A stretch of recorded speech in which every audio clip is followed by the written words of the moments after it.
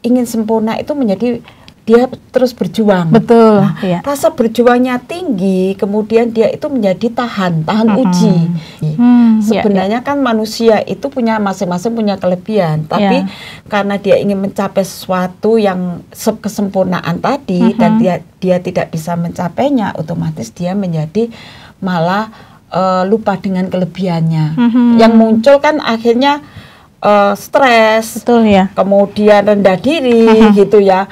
Bahkan mungkin akhirnya dia menarik diri dari komunitas yang baik gitu, karena dia berusaha supaya dia menjadi sempurna tadi. Kemampuan seseorang itu kan berbeda-beda. Kadang kita lupa, kemudian kita melihat orang lain, oh dia bisa kok, saya nggak bisa. Nah, itu sangat mengganggu sebenarnya. Betul. Jadi untuk mengatasinya, mari kita melihat bahwa diri kita ini punya kemampuan seperti yang kita miliki. Jadi di situ kita banyak mengajarkan kepada kita sebenarnya bagaimana menjadi wanita-wanita yang tidak hanya mengejar kesempurnaan tadi.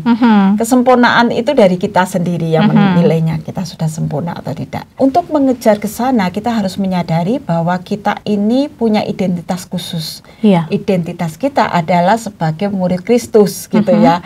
Tentunya ada tahap-tahap yang harus kita lakukan juga kan, sebagai wanita, sebagai manusia yang Kristen gitu, kita harus terus belajar firman Tuhan.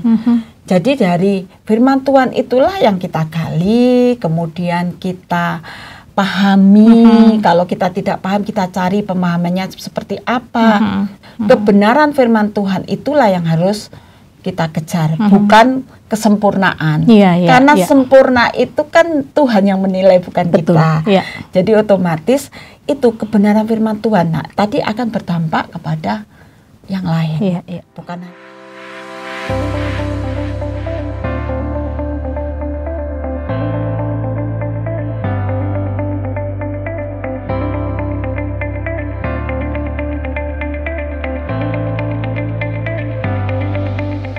Shalom sahabat YTWR, kita bertemu lagi dalam acara Bincang Kita, bercakap bersama mencari makna. Masih bersama saya, Anna Tidens. Topik kita kali ini, wanita dan tekanan kesempurnaan. Mari kita bahas bersama, dan seperti biasa saya sudah ditemani oleh Ibu Eti Rahmawati. Ibu Eti, apa kabar? Baik. Kali ini tema kita dunia kita ya, wanita dan tekanan kesempurnaan. Nah, sebenarnya pertanyaan pertama saya ini, apa yang dunia sematkan kepada wanita sebagai ukuran standar kesempurnaan itu? Gitu ya, sebagai wanita yang benar-benar sempurna gitu. Sebenarnya kalau bicara tentang saya menilai seseorang sempurna itu dari luar, sebenarnya orang lain gitulah. Oh, orang ini sempurna kalau secara fisik mungkin cantik, padahal kalau cantik itu kan relatif gitu ya. Kalau kita secara pribadi selalu berpikir kita ini cantik gitu ya, belum tentu orang lain. Kemudian secara materi bisa jadi orang yang sempurna kalau punya harta yang banyak, dia cantik, punya harta yang banyak, kemudian karirnya bagus gitu ya.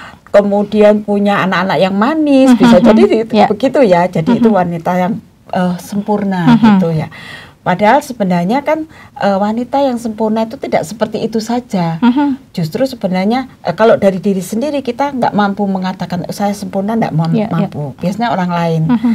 Kadang memang yang lebih kepada karakter gitu, lebih baik kepada karakternya. Orang yang sempurna, misalnya seorang wanita yang sudah memiliki tadi secara fisik, kemudian dia punya karakter yang baik gitu, yang dilihat orang kan pasti bukan yang kita nilai sendiri, yang dilihat orang gitu. Dia punya komunitas yang baik, dihargai orang, kemudian karena dia memiliki mungkin kasih sayang yang luar biasa, punya integritas yang baik gitu. Itu menjadi secara umum orang melihat dia adalah wanita yang sempurna gitu ya. Nah, kadang-kadang itu Bu Eti, sebagai wanita karena dengan standar kesempurnaan itu tadi, kita merasa bahwa kita harus begini, kita harus begitu, padahal kita sendiri tidak tahu apa tujuannya kita begitu ya. Nah, pasti kan kalau wanita dinilai berdasarkan standar itu, pasti kan dia bisa mengalami tekanan ya? Ya benar, ya pasti ya dia akan mengalami tekanan yang harus melakukan ini, padahal kadang dia sendiri nggak mampu.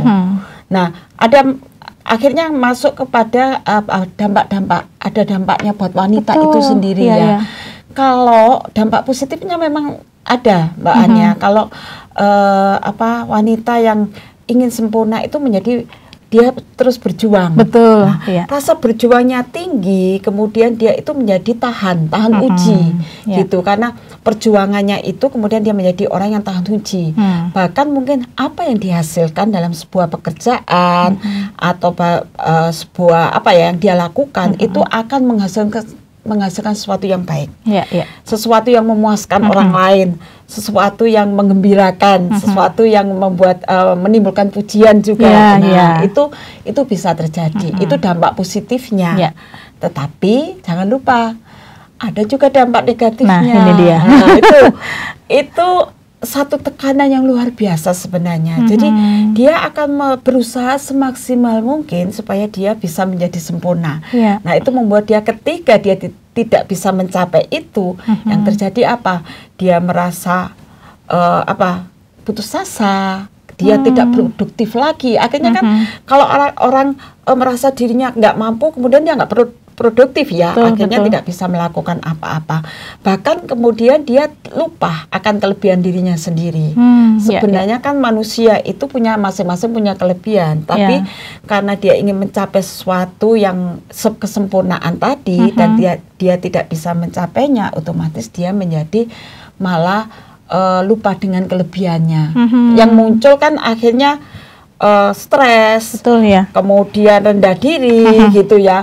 Bahkan mungkin akhirnya dia menarik diri dari komunitas yang baik gitu, karena dia berusaha supaya dia menjadi sempurna tadi. Karena yang dia capai hanya kesempurnaan yang dilihat orang lain. Nah, kalau sebagai wanita yang mungkin hampir putus asa dan berdampak negatif tadi ya, bagaimana sebagai wanita kita bisa mencegah supaya kita tidak larut dalam hal-hal negatif atau dampak-dampak negatif tadi gitu? Iya, memang kita harus menetapkan realitas sesuai dengan realitas kita ya.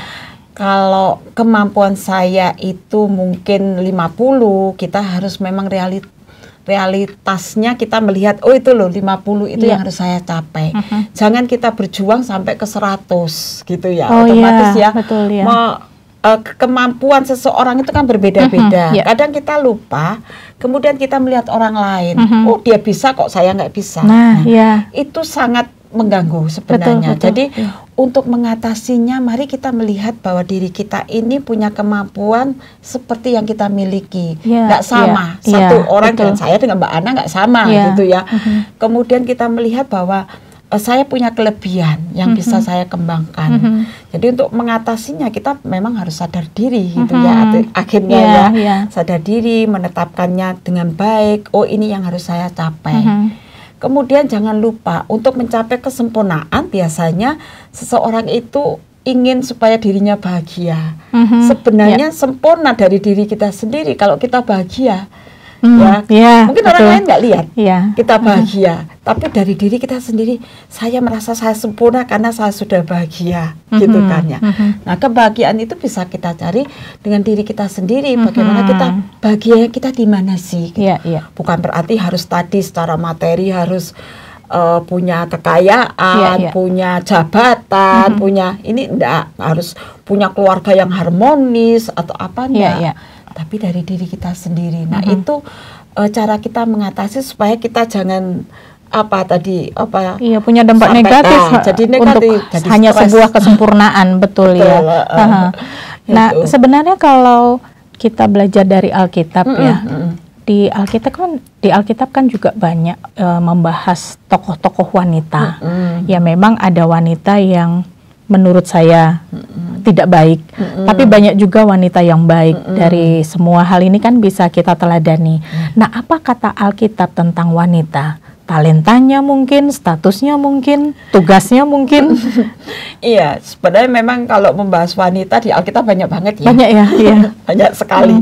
Mulai dari Hawa yang menjadi apa ini, yang menyebabkan manusia jatuh ke dalam dosa gitu ya. Karena tidak bisa menahan dirinya gitu, mudah tergoda. Nah, kalau dari sisi Alkitab kita lihat bahwa Tuhan menciptakan manusia itu sama, laki-laki perempuan itu sama, jadi punya status yang sama. Jadi dari status yang sama itu dia juga punya hak yang sama.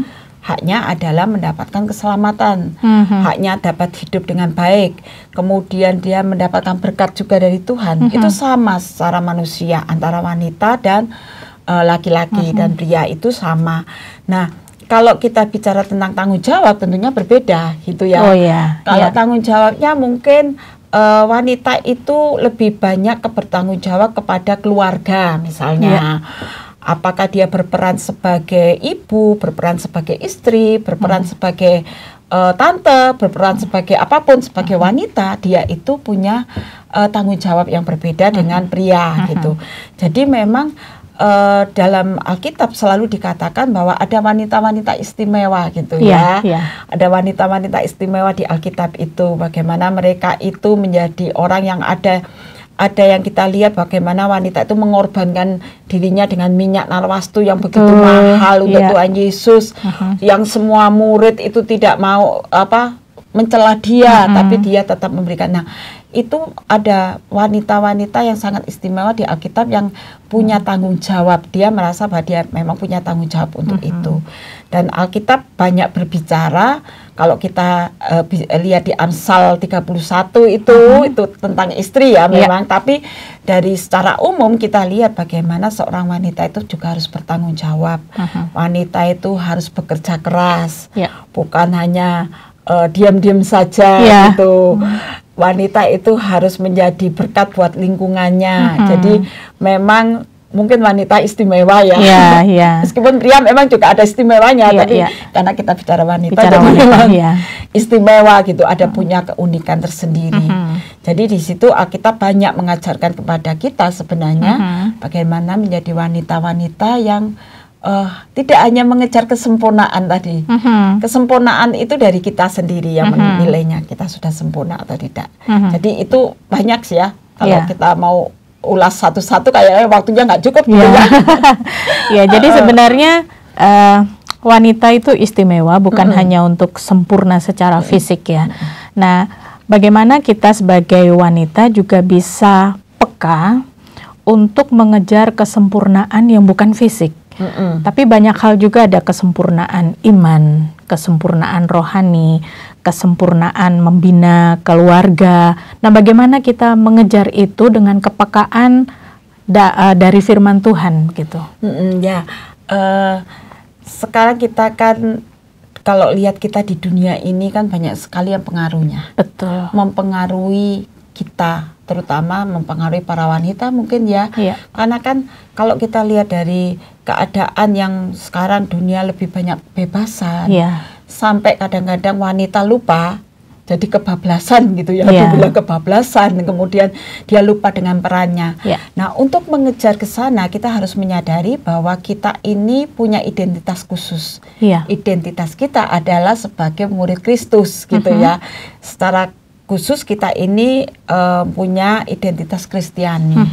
Dan untuk sampai ke sana tentunya kita yang harus kita lakukan, kita terus kebenaran firman Tuhan itu yang harus kita utamakan dalam hidup kita.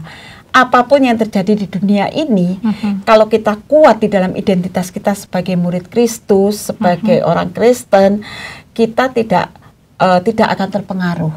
Justru itu tadi, kebenaran firman Tuhan nomor satu. Kita yang mempengaruhi orang lain itu lebih baik kan, harusnya begitu. Nah, untuk sampai ke sana kan, bagaimana kita bisa terus kebenaran firman Tuhan itu kita lakukan ya?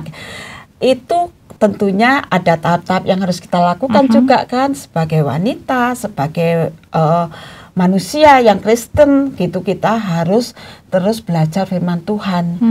Jadi dari firman Tuhan itulah yang kita gali, kemudian kita pahami. Kalau kita tidak paham, kita cari pemahamannya seperti apa. Dan juga bukan hanya dari menggali firman Tuhan itu dan kita mengerti, tapi juga doa kita itu untuk sampai ke sana. Kadang-kadang orang nggak mampu ya. Betul. Memahami firman Tuhan sendiri itu nggak mampu. Apa sih ini maksudnya Tuhan? Tapi kalau kita barengi dengan doa kita kepada Tuhan, kita akan dimampukan untuk masuk ke sana. Dan yang pasti yang harus kita benar-benar jaga memang identitas kita sebagai orang Kristen itu. Kebenaran firman Tuhan itulah yang harus kita kejar, bukan kesempurnaan. Karena sempurna itu kan Tuhan yang menilai, bukan kita. Jadi otomatis itu kebenaran firman Tuhan. Nah, tadi akan berdampak kepada yang lain. Bukan hanya dari keluarga, tapi juga bisa berdampak kepada masyarakat, bahkan kepada orang lain di dunia ini. Nah, itu yang harus kita jaga supaya kita menjadi sempurna di hadapan Tuhan. Baik, terima kasih banyak Bu Eti. Berarti sebagai wanita kita tidak perlu tertekan dengan kesempurnaan dunia, tapi kita boleh mengejar kesempurnaan di dalam Kristus. Baik, terima kasih Bu Eti. Ya sahabat YTWR, kita berakhir di sini bincang kita, dan saya berharap Anda tetap menyediakan waktu di kesempatan yang akan datang untuk bertemu lagi bersama kami. Sampai jumpa. Terima kasih Anda sudah mengikuti program kami. Jika Anda diberkati, jangan lupa like, komen, dan share supaya Anda tidak ketinggalan setiap program terbaru kami. Jangan lupa juga untuk subscribe channelnya dan nyalakan loncengnya. Jika Anda ingin mendukung pelayanan kami, bisa melalui rekening kami berikut ini atau menghubungi kami di sini.